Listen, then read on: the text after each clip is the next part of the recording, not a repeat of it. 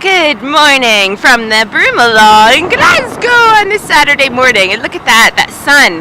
Now, I need to tell you that it was a huge orb of that quality 2 times, one on the one side of the building and the other on the other side of the building. And it was kind of like the sky, and it wasn't peeking out, and then all of a sudden it kind of emerged like that. And there's Moira Davey. Say good morning. It's Moira's birthday today. Yay! Happy birthday! Happy birthday! So I had a brilliant dance today. Did you have yours? I had a fantastic dance today. Thank you very much. Woo! So today I was thinking about a friend of mine who has been going through a really hard time of it.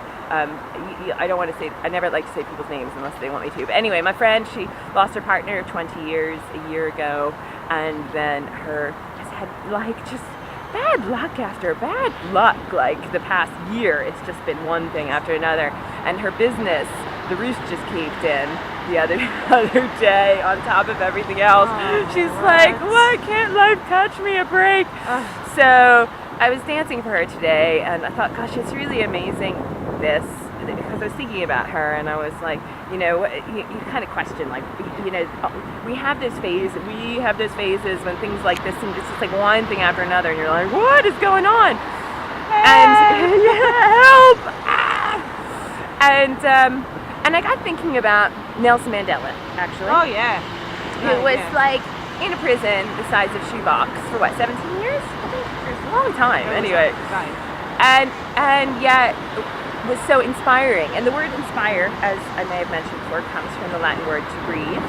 I breathe. So the idea of being inspiring is to put breath in, which again is that whole thing about relief from suffering, like suffocate. You need the breath. And he was able to find that inner breath and that inner inspiration despite his physical limitations. And that kind of led me to think of this thing that actually the most radical thing that we can do in our lives, or one of the most radical things we can do in our lives, is to be happy. Happy in spite of everything else. And to find that inside of ourselves in the face of that. And I have to say, this woman, a friend of mine who's had all these problems the past year, has the most amazing, strong energy of anyone you're going to meet. And I do dance for her life to be easier, because I would like that for her. She deserves it because she's a good person, and I don't want anyone to be suffering, really. But in the meantime, I can send her a sense of, hope for well-being and happiness on the inside, despite what comes crashing down on the outside.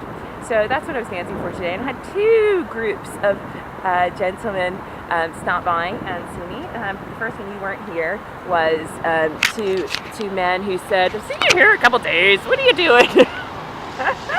I was like, I'm dancing, obviously not very well. You're just jumping around, aren't you? I said, well, it makes me happy, it makes other people happy. And they said, good. They said, oh, that's great, And the one guy said, I believe in Jesus Christ, and there's something in the Bible that says about being free is what we're here to do, or something like that. And so they were well happy with it, and said, keep on keeping on. And then just like 5 minutes ago, 3 construction workers stop in their yellow jackets. They're like, what are you doing? You're mad, but it's brilliant. Which is the response I get a lot. I don't understand that. Brilliant. I don't understand that. They're just not used to it. We need more dancers. And I said, well, it makes me happy, it makes other people happy, which is why I do it. And I said, the most radical thing we could do in this world is to be happy. And they said, do you mind if we film you and dance with you? So they did. So how do we dance? We're doing pliés and ballet. The construction crews and I didn't see that part. It was my interpretation therein, which is kind of like a 4-year-old pretending to do ballet, which is generally how I do ballet. That's a good way to do it. They were awesome, though. They were great. They're like, you're totally off your head, but you keep on doing it. I was like, you're right, I am off my head. That's the whole point, is to get out of my head and back in my body and back in my heart. That's what it's all about, guys, gals, queens, and men. That's what we need to do. Yes.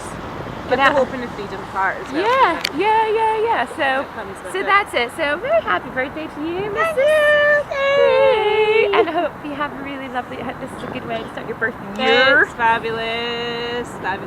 And 2 great ways this morning to start my birthday. Thanks, Lexi. Thanks, Jen. Yay. So be back here tomorrow morning. Have a good one. Bye.